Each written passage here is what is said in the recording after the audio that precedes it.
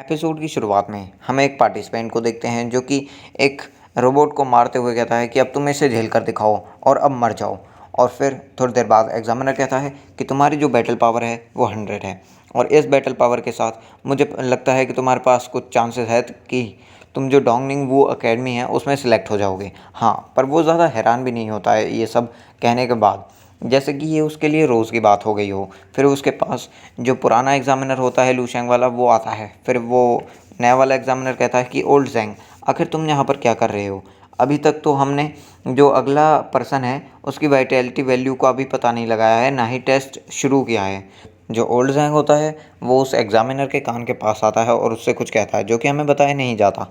और फिर old Zhang कहता है, क्या तुम इसी मशीन के बारे में कह रहे थे और यही मशीन है जिस पे तुम टेस्ट लेने वाले हो?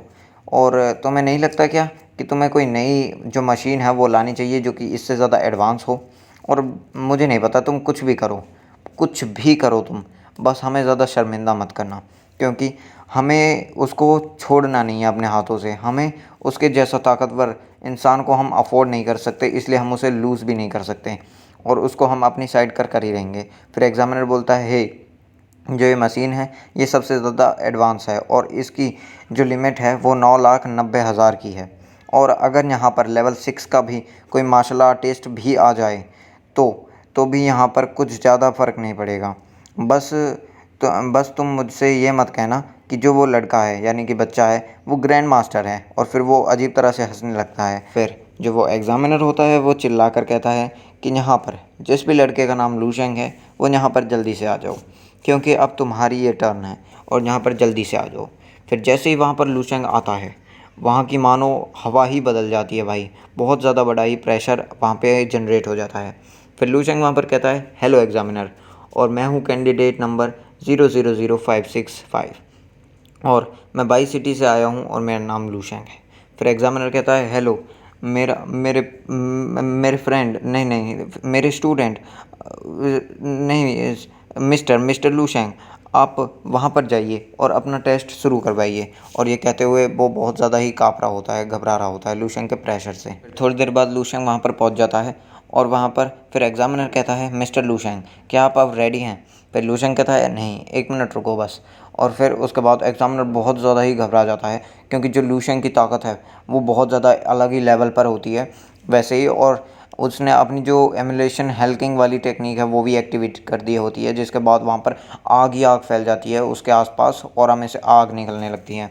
और फिर जो लूशेंग कहता है कि मैंने अपनी जो डिवाइन एमुलेशन ऑफ द हेल्किंग ऑफ अंडरवर्ल्ड सूत्रा है उसको एक्टिवेट कर दिया है। और वो जो लूशेंग होता है वो अपनी वाइटैलिटी को भी एनहांस कर देता है। उसके बाद उसकी जो पावर का प्रेशर होता है वो इतना ज़्यादा होता है कि कोई भी वहाँ पर अपने पैरों पर खड़ा भी नहीं हो पा रहा होता है। फिर एग्ज़ामिनर कहता है, आखिर यहाँ क्या हो रहा है? क्या ये लड़का यहाँ पर अपना जो यूनिफाइड एग्ज़ाम है उसको ही देने आया है ना? फिर लूशेंग कहता है, अपने मन में ताकत को इकट्ठा करना, उसे सही जगह पर निशाना लगाना और कमज़ोरी समझना, यही है सर्वव्यापी सर्वशक्तिमान की कंप्लीट फॉर्म मार्शल आर्ट्स की। और इसका फर्स्ट फॉर्म जो कि है 20% पावर ऑफ स्टार्स। उसके बाद जो एग्ज़ामिनर होता है उसकी आंखें और मुंह दोनों फटे रह जाते हैं। फिर जो लूशेंग है उसने जो अपनी सारी स्किल्स मिलाई होती है वो एक ग्रैंड मास्टर स्किल बन जाती हैं, जिनका लूशेंग यूज़ कर रहा होता है। फिर लूशेंग कहता है, ये मेरा पहली बार है कि मैं जो अपनी सारी टेक्निक्स हैं उनको एक बनाकर यूज़ कर रहा हूँ, क्योंकि मैं भी अपनी करंट स्ट्रेंथ जो है उसे पहचानना चाहता हूँ, जानना चाहता हूँ। और ये कितना ज़्यादा ही एक्साइटिंग है। फिर वहाँ पर हमें बहुत ज़्यादा रोशनी दिखाई जाती है चारों तरफ, और इतनी ज़्यादा होती है कि कुछ दिख भी नहीं रहा होता है। फिर हमें 5 मिनट पहले का सीन दिखाया जाता है उसी बिल्डिंग का। हम वहाँ पर एक आदमी को देखते हैं जिसका नाम होता है जू याओडोंग, और वो चेस खेल रहा होता है। फिर वो कहता है, जनरल तो अब यहाँ पर है डायरेक्टर ल्यू, अब आप क्या करोगे?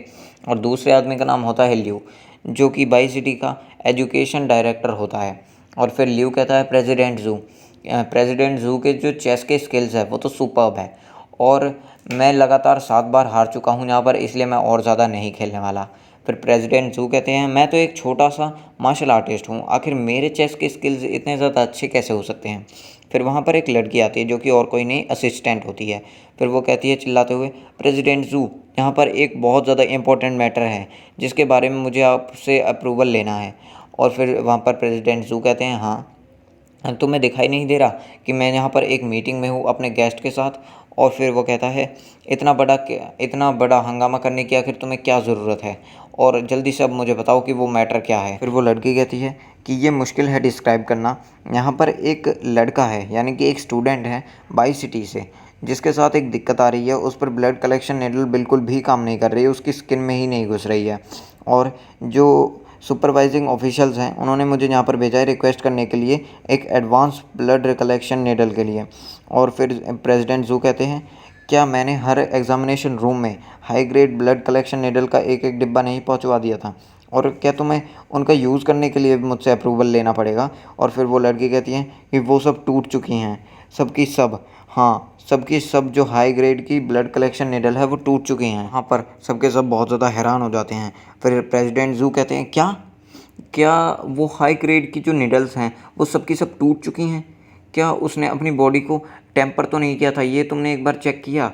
और फिर वो कहते हैं कि लेकिन अब बहुत ज़्यादा देर हो चुकी है, जाओ जल्दी से और जो स्पेशल ब्लड नीडल है उसको लेकर आओ जो कि रिस्ट्रिक्टेड एरिया में रखी है, और उसके साथ मेरे पास उस स्टूडेंट का जो सारा रिज्यूम है और इन्फॉर्मेशन है वो जल्दी से लेकर आओ, जल्दी से। फिर वो लड़की बोलती है कि हाँ ये रेडी है, आप इसे देख सकते हैं। फिर प्रेसिडेंट जू और जो ल्यू है वो उसे देखने लगते हैं। फिर प्रेसिडेंट जू बोलते हैं कि डायरेक्टर ल्यू कॉन्ग्रेचुलेशंस। फिर ल्यू बोलता है, ये सब बस लक की वजह से है।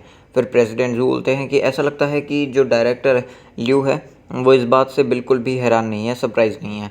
फिर ल्यू बोलता है, आखिर मैं इस बात से कैसे सरप्राइज़ ना हूँ। प्रेसिडेंट जू, क्या आपने कभी ईस्टर्न मिलिट्री रीजन का नाम सुना है, जो कि हर साल एक कंपटीशन कंडक्ट करती है? ये लड़का उसी कंपटीशन का जो नंबर 1 जो चैम्पियन है वो बन चुका है इस साल का, और सबसे बड़ा टैलेंट भी है।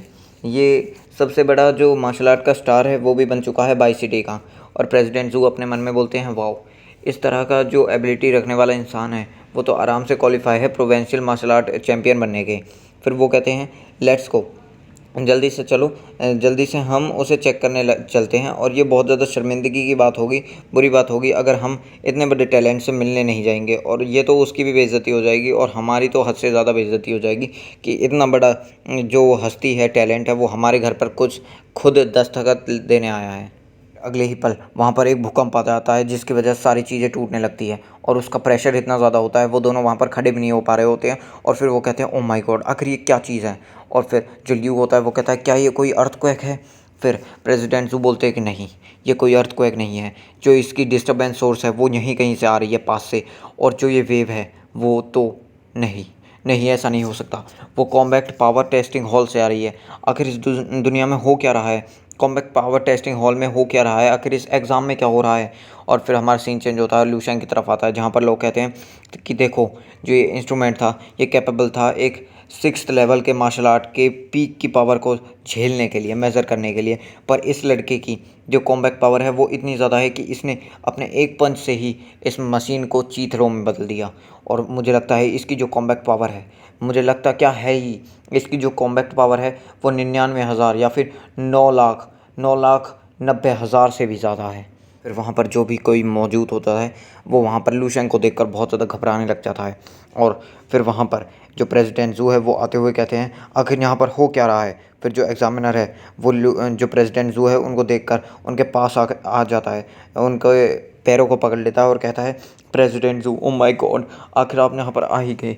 और देखिए देखिए, ये जो लड़का है, ये, हाँ, ये पर्सन एक ग्रैंड मास्टर है। और फिर वहाँ पर बहुत सारे लोग हैरान हो जाते हैं। फिर लूशेंग को खुद नहीं पता होता है, वो भी हैरान होता है और वो कहता है, क्या मैं एक ग्रैंड मास्टर? और यहाँ पर ही हमारा एपिसोड ख़त्म हो जाता है। और गाइज़, बहुत से लोगों को चेंज दिख रहा होगा जिनको वीडियो देखना पसंद नहीं था, उनको चेंज बहुत ज़्यादा ही पता लगेगा, क्योंकि मैंने अपना एक्सप्लेन करने का तरीका ही बदल दिया है। क्योंकि बहुत ज़्यादा मुझे हेट मिल रहे थे, जिसकी वजह से मुझे भी अच्छा नहीं लगता था, क्योंकि जिनके लिए वीडियो बना रहा हूँ उनको ही अच्छी नहीं लग रही, तो क्या फ़ायदा वीडियो बनाने का। इसलिए मैंने चेंज कर दिया तरीका ही। तो बताना कि आपको अच्छा लगा, और क्या आप इसी तरीके में एक्सप्लेन करवाना चाहते हैं या फिर नहीं, और कमेंट ज़रूर से कर देना। और जो वो है कमेंट सेक्शन, उसमें हैशटैग ओवरपावर्ड ज़रूर से लिख देना, हैशटैग ओवरपावर्ड लूशैंग, ठीक है। तो ज़रूर से लिख देना और चैनल को सब्सक्राइब कर देना। चलिए बाय।